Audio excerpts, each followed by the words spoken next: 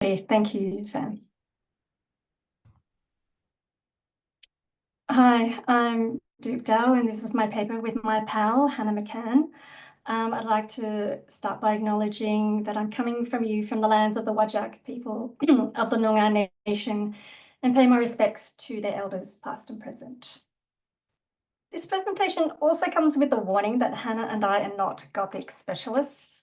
We're just a couple of tourists dallying in the field who like to read Swift through a queer lens, because we believe that her music is much more interesting if it's read queerly. So for many years, I kind of ignored Swift, partly because I just didn't think she was that interesting. But once I found out that you could read her through a queer lens, as I said, she started to sound much more interesting. So for me and Hannah, to read queerness through the Gothic allows Hannah and I to harness our thoughts and to amplify some of what makes Swift's music both paradoxical and fascinating. This paper will come out early next year in the edited collection, Taylor Swift, Culture, Capital and Society.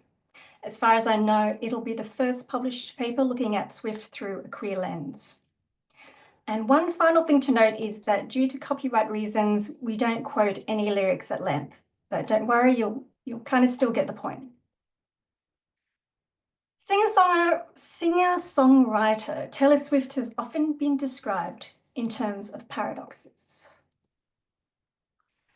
As Mary Fogarty and Gina Arnold suggest, Swift embodies paradoxical complexities of girl next door millionaire and hopeless romantic, savvy businesswoman, and a silly teenager, serious adult singer-songwriter. Yet one such paradox that, to date, has been unexplored is something that Swift herself suggests in the song Blank Space from the album 1989. Swift as the juxtaposition of a nightmare with a daydream. As we examine in this paper, Gothic themes emerge repeatedly throughout Swift's work. Laura Westengard describes classic Gothic figures and themes as including monstrosity, vampirism, the asylum, medical body, horror, and haunting. Because of the long-established association between the Gothic and the queer, attention to this aspect offers a way into conducting a queer reading of the constellation of Swift's work without laying claim to or speculating upon her lived experience of sexuality. While on the one hand, Swift is presumed to sing about heterosexual crushes and frivolously dismissing her enemies, on the other hand, she taps into Gothic tropes which evoke a sense of queer haunting. So in our paper, we undertake reading queerly, that's a term from Stockton, in looking at the lyrics and paratextual elements of Swift's output. Swift herself readily admits that she can be anything to anyone. So think of the song Mirrorball from the album Folklore. Yet she returns constantly to the figure of the monster or the monstrous or the Gothic in her text. As Swift suggests in the lyrics and music video for her lead Midnight single Antihero, which was released in 2023, she's a kind of indefatigable and oversized creature. Her lyrics invoke an image of Frankenstein's monster, kind of awkward, isolated, and dangerous. So this image is later literalized in her music video for Fortnight from the Tortured Poets department, where Swift is depicted in black and white, strapped to a board and plugged into electrical devices, echoing the imagery of James Whale's Frankenstein and Bride of Frankenstein. Notably, in both Antihero and Fortnight videos, Swift invokes the Gothic monster, but it is not horrifying. Rather, Swift as monster is normatively beautiful. In arguing in Antihero that she is the embodiment of the monstrous, Swift calls to mind Halberstam's point about the Gothic. And quote, "The monster always represents the disruption of categories, the destruction of boundaries, the presence of impurities, and so we need monsters, and we need to recognize and celebrate our own monstrosities." This brings us back to the central paradox where the Gothic operates as a subtext rather than a dominant or canonical reading of Swift's work. While this subtext is readily available, we are actually required to, quote, smuggle in our queer reading, as Eve Kozowski-Sedgwick herself says, of texts. As others have highlighted, there is something inherently queer about the Gothic in its troubling boundaries of acceptability, embrace of liminality, and preoccupation with the transgressive. In our paper, Hannah and I adopt a close reading method to consider the prolific thematic presence in Swift's oeuvre of the following: death and the undead, ghosts, the doppelganger, and witches and madwomen. While Swift does not provide us with Gothic music, she offers us the juxtaposition of catchy pop with dark themes that might otherwise go unnoticed. For me and Hannah, this method of being at once open but also not easily perceived, as she suggests in the song Dear Reader from Midnights, is what makes Swift's queer Gothic so queer. It's there to be glimpsed if you can relate or if you're looking for it. So to that end, we suggest that whether Swift as a celebrity is queer or not, her lyrics and music videos suggest queer Gothic tropes that can't be denied, though they are rarely explored. We consider the prolific thematic presence of the following: of death and the undead, ghosts and hauntings, the doppelganger, witches and madwomen. So theme number 1, the undead as the anti-social queer. Death is a key feature of the Gothic, as Carol Davidson says. Gothicists readily identify death as one of the foremost terrors at the heart of their field of study. Gothic works face the shadow of life, the shadow side of life, which is that everyone must one day die, which Western culture tries to blissfully ignore. Swift, despite being at the beating heart of mainstream Western culture, is far from a jubilant pop princess, despite what many people think. Her body of work readily reveals how she, like the Gothic predecessors before her, is preoccupied with the morbid, that is, in invoking the concepts of death, loss and elegy, and figures like the undead and ghosts. While not all Gothicists have noted the queerness inherent in the thematic preoccupation with death, this is not a long theoretical bow. For example, as Javier Reyes writes on the undead as a character archetypal to the Gothic, quote, zombies can be read as supernatural doubles, as queer difference incarnate. Reyes also highlights how Lee Edelman's key queer antisocial thesis, which calls for an embrace of the death drive, chimes with the figure of the undead in the Gothic. In other words, there is something queer about bringing death to the fore, precisely because the assumption of heteronormative temporality is reproduction toward the future, which is an orientation to heterosexual life. It's about reproductive futurity and hetero-reproduction. We can turn there to think about how Swift explicitly invokes death and the figure of the undead with resonant anti-social queer themes, both explicitly and implicitly across her work. For example, the music video for Look What You Made Me Do opens with an aerial view over a mansion beside a graveyard. We see the graves are arranged to spell out TS. The next shot offers a zoom into an individual gravestone, carved with the words, "Here lies Taylor Swift's reputation." The next shot sees Swift herself emerge from the ground, hand first, clawing her way out of the dirt.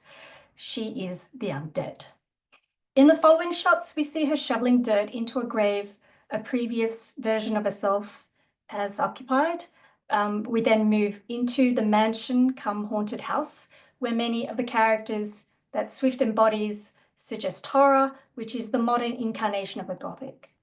So we have a dominatrix whose visuals echo the film The Neon Demon that was released in the year prior to the music video. A blood-spattered woman wielding a chainsaw, the spatter a trick of the print. Swift as zombie reappears at the end as we see different versions of Swift converse. Swift is at once the horror movie final girl, which is the survivor of horror, but also the embodiment of horror herself, fearful and to be feared. On one level, we might recognize this song and music video as a simple narrative about re-emerging into the public sphere and the continual need for women pop musicians to reinvent themselves to stay current in the popular imagination. This reading, of course, popular re-emergence is also supported by the fact that the song is part of Swift's Reputation comeback album, which followed her public cancellation and her subsequent quiet period that followed her feud with celebrities Kanye West and Kim Kardashian. However, there are less grim ways to paint oneself returning, even where Swift describes herself in slightly less morbid terms, such as a phoenix rather than a zombie. This appears in one of her sadder songs called You Are Losing Me.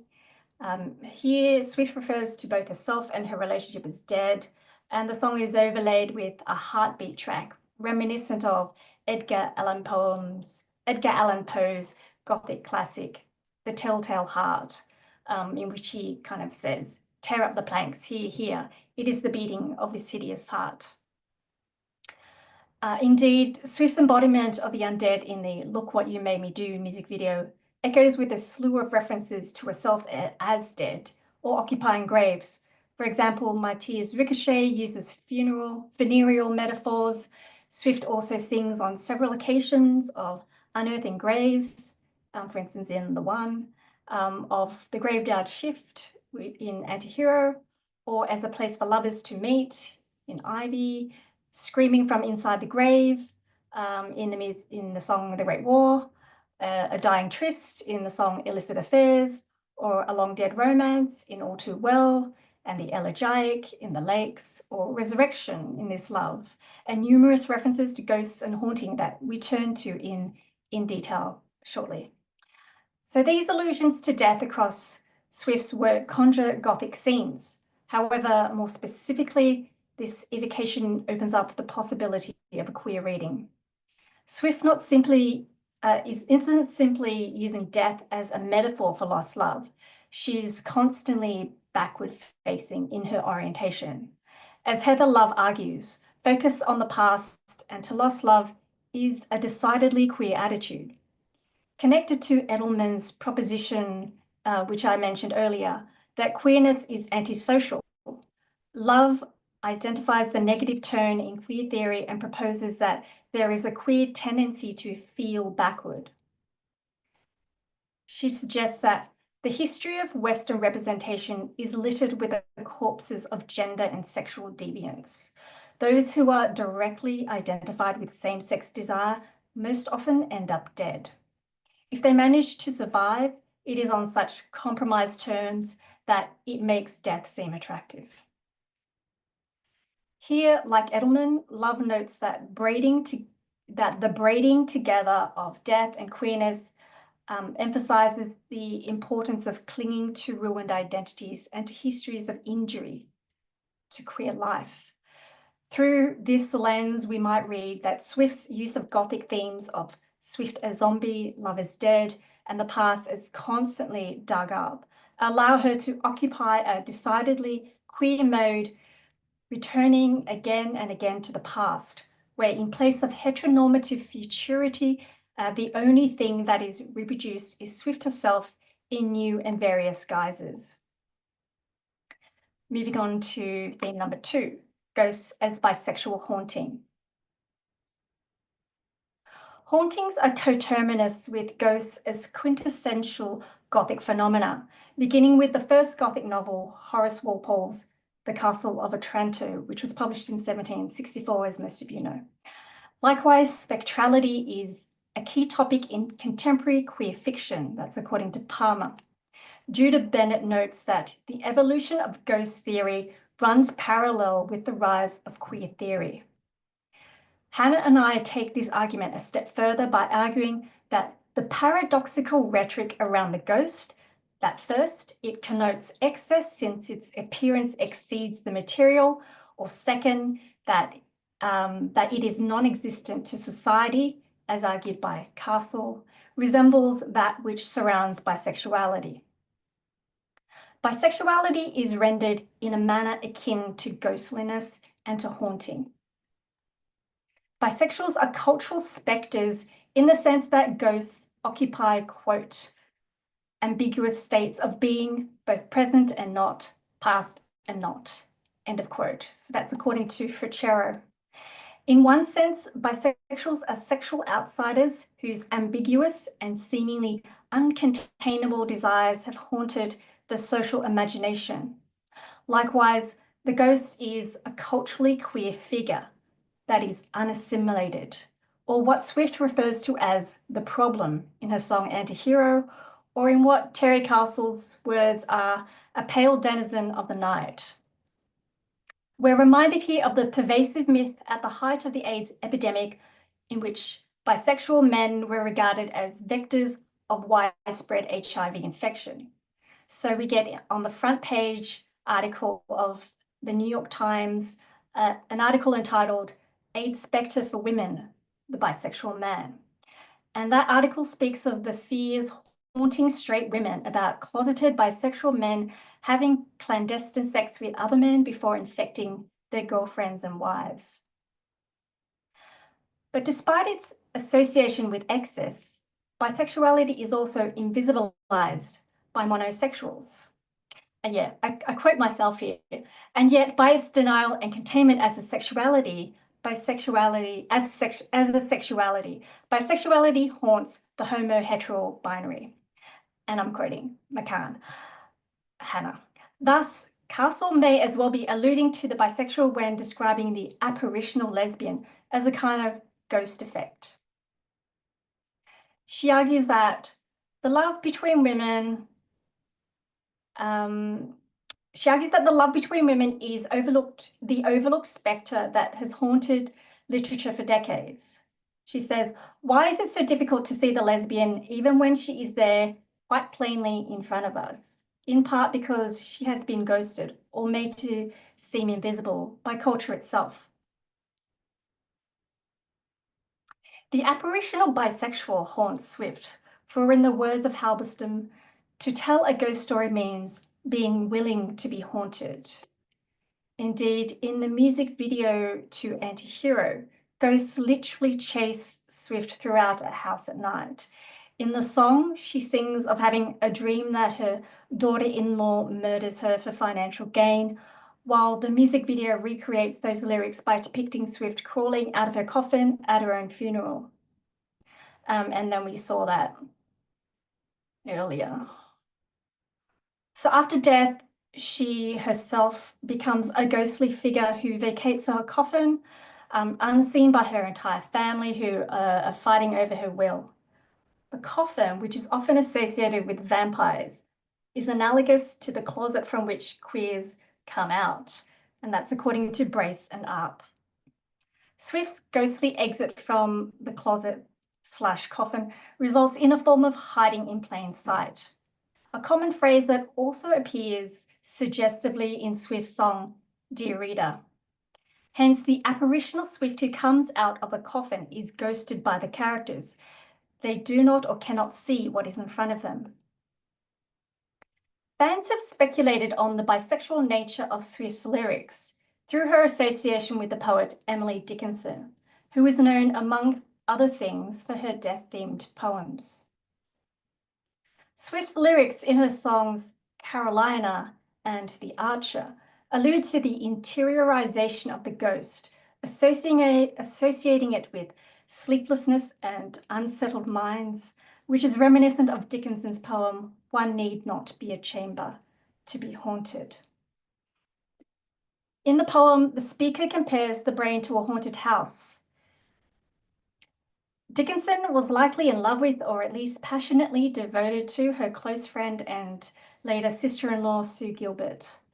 According to fan theory, the poet is an influence on Swift's album Evermore, the impending launch of which was announced on Dickinson's birthday. Fans have also speculated that the song Ivy, which is about adulterous love, concerns Dickinson and Gilbert. And indeed, Swift gave permission for the song to be used in the queer TV show Dickinson, following a sex scene between Haley Steinfeld's Dickinson and Ella Hunt's Gilbert.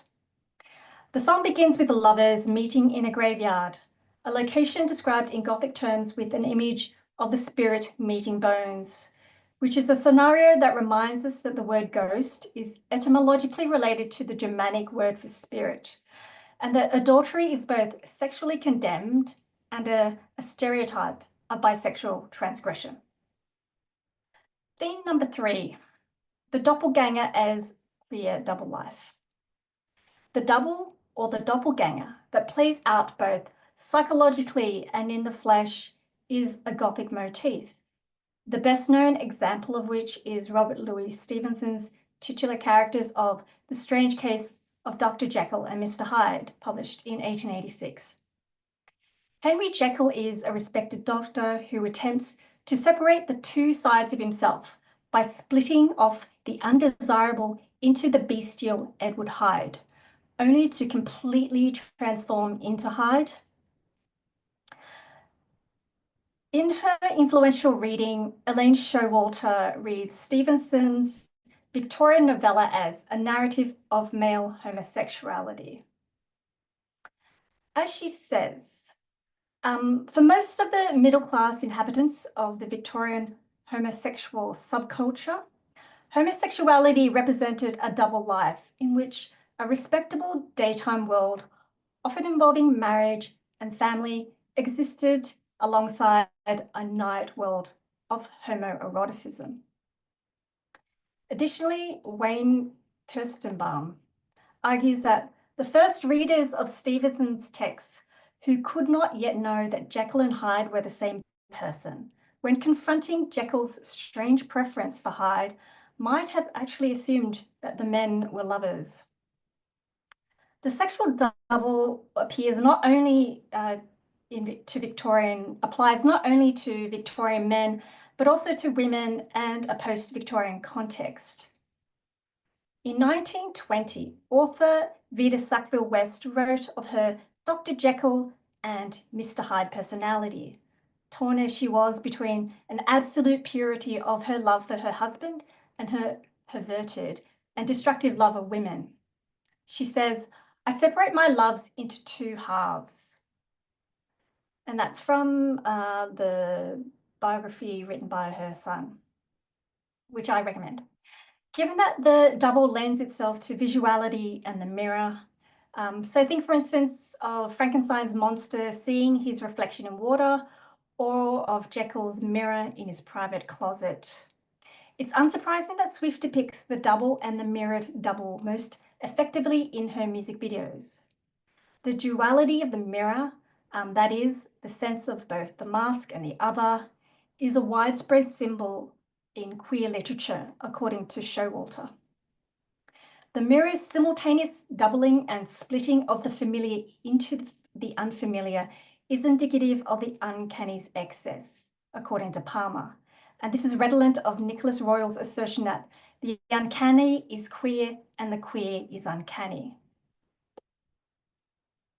Swift's video for Style from 1989 evokes the uncanny through an excess of twinning images of two lovers with the projection of faces on faces, superimposed images of the lovers, cracked mirrors and reflections on mirror fragments held over faces. Much of the filming occurs in darkness and includes dramatic elements like lightning, tumultuous seas, and projected images of surveilling eyes. All of these adumbrating the Gothic and evoking a sense of dread. Indeed, as Sylvia Antoza notes, the encounter with one's double in Gothic fiction frequently acts as a threat and an uncanny prediction of death. However, Swift ends the music video for Style on a hopeful note with the reunion of lovers. Nonetheless, in the music video for Out of the Woods, Swift undergoes a symbolic death and rebirth in water, eventually meeting her twin at a beach in a feminist allegory of losing a man but finding herself. But read queerly, the reunion could mean the meeting of twins, of Jekyll with Hyde, for instance, in the liminal space of the beach. The antagonist or evil twin most associated with the Gothic is found in the music videos for Antihero, which we've discussed, and Ready for It, which I'll discuss in the next section, and You Belong With Me from the album Fearless.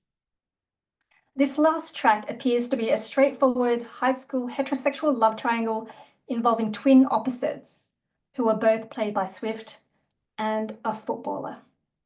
Even so, its storyline lends itself to subtextual readings through a queer lens. As such, the audience acts as what Janet Stager calls perverse spectators. That is, spectators who interpret the text in unexpected ways.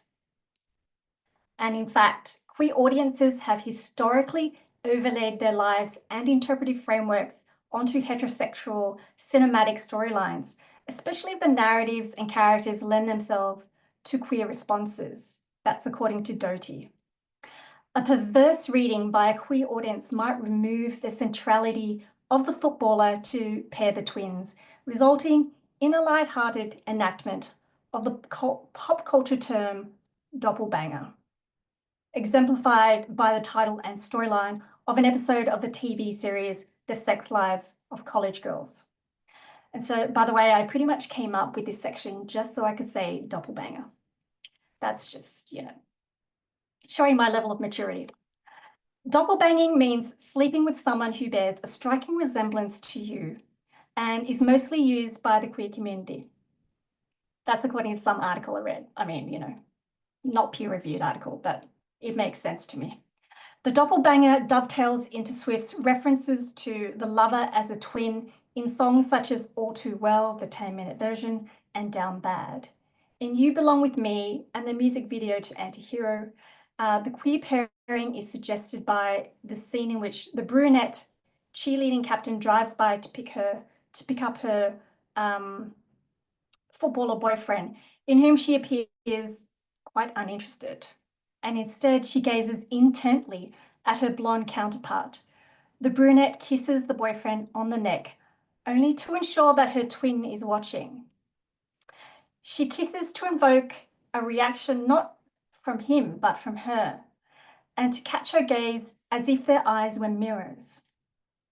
These twins are the two halves which are meant to be together, like Jekyll and Hyde, in an ideal world, that is, but who must, to invoke a theory by Sedgwick, triangulate their desires through the inclusion of a man so that they can only kiss by kissing each other. Sorry, so that they can only kiss each other by kissing him. Fourth theme, which is Madwomen and queer rage. Swift's work invokes two Gothic monstrous figures of women. First is the witch and the second is the mad woman, and they sometimes seem to overlap. While some allusions might be read by some fans as simply communicating Swift's rage as a woman under patriarchal society, there's also a distinct connection between these Gothic figures and queerness. As Sylvia and Tosa argues, the figure of the witch is common to the Gothic and queers of the gender expectation, and it queers the gender expectations of womanhood. Witches are childless and they're eccentric and they're powerful. While the witch represents a dangerous and subversive femininity, the mad woman exemplifies the threat of feminine rage. Catherine Hawkins suggests that as a genre, the Gothic allows space for deviant femininity, which unsettles notions of how women ought to be. That is, these figures offer a queer relation to gender expectations. We see Swift evoke imagery of the witch in the music video for Ready for It. where she appears as a hooded cyborg figure walking through a futuristic city, calling back to the doppelganger, which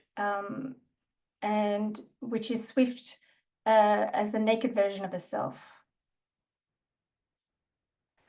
As these Harawaiian versions of Swift face off, the second emerges victorious.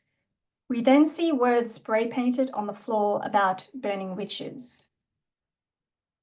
Or call back to the song, I Did Something Bad. In the latter song, which is also from Reputation, Swift puts herself in the position of the woman accused of witchcraft, embracing rather than denying the allegation. Swift later uses the same hooded figure imagery in the music video and original stage performance of the Eras tour for the song Willow, where we see her dancing in the woods with other mysterious figures, performing a ritual with spears of fire. Furthermore, in the music video for Karma from Midnights, Swift suggests a proximity to witchcraft via her appearance in one scene as a figure in the underworld dressed in black, donning a devil mask, bathed in red light and surrounded by a writhing demonic crowd. And that was like one of the earlier pictures I put up next to Travis Kelce. As Sydney Sheedy argues, queer people are drawn to the occult in part because of a belief in a buried magical past under modern society. The queers are repressed history that chimes with a sense of loss and backward-looking queer temporality, as we noted earlier. Next to the witch, Swift likens herself to the figure of the Madwoman across in the latter half of her body of work. While her earlier songs like Mean from Speak Now suggest anger at critics, in her later work, she begins to embody the negative characteristics that have been leveled against her. For instance, in the music video for Blank Space, where she embodies a woman performing in what might be best described as camp insanity, a mad and jealous lover living in a mansion, and one who wreaks vengeance on the men who come into her life. However, the figure of the Madwoman is described most literally in Madwoman from the album Folklore, where Swift sings about patriarchal oppression shaping her into this character. Further, in Hits Different from Midnights, Swift sings about going mad from the grief of a breakup and alludes to sanitarium workers who come to have her committed, which evokes the image of the failed Southern belle at the end of Tennessee Williams' Southern Gothic play, A Streetcar Named Desire, which was published in 1947. Finally, in the music video for Fortnight from the Tortured Poets Department, we see Swift in the asylum, chained to a bed in a white, surreal room. I've mentioned this previously. As we witness her receive shock therapy treatment, which also parallels Frankenstein's monster/bride of Frankenstein, as I mentioned, as well as the history of locking queer people up in asylums and queer conversion therapy. All these things come to mind. Notably, the witch and the Madwoman are not necessarily distinct figures. Swift makes references to herself as horror movie protagonist Carrie in the song You're on Your Own Kid from Midnights. In the film Carrie, which came out in 1976, shy and bullied Carrie has magical powers and is denounced as a witch and exacts her rage for revenge on her classmates and mother who abuse her. Max Fincher describes the witch in Gothic texts as a transgressive outsider figure we might describe as queer. In not simply noting the figures of the witch and the mad woman, but placing herself in the position of these Gothic characters, Swift suggests a vision of herself as an outsider, a deviant, someone who is transgressing social rules. Swift's rage through these figures then can be read as more than just anger at patriarchy. but a specifically queer feminine rage and suggestion that she cannot or will not follow the expected fantasies of reproductive heterosexual normativity. Finally, in my conclusion, Swift is not often associated with the Gothic, yet across her body of work, we discover numerous references to Gothic elements. But due to limitations of space, our discussions only really skimmed the surface of the Gothic in Swift's oeuvre and to her references to Gothic texts. Nonetheless, we wish to conclude briefly with the Southern Gothic, a subgenre that warrants further exploration. Swift's manicured blondness and pop beats belie a dark romantic preoccupation with melancholia, alienation, trauma, and violence, not to mention the elegiac, the morbid, tragic, and grotesque, themes that are often associated with Southern Gothic.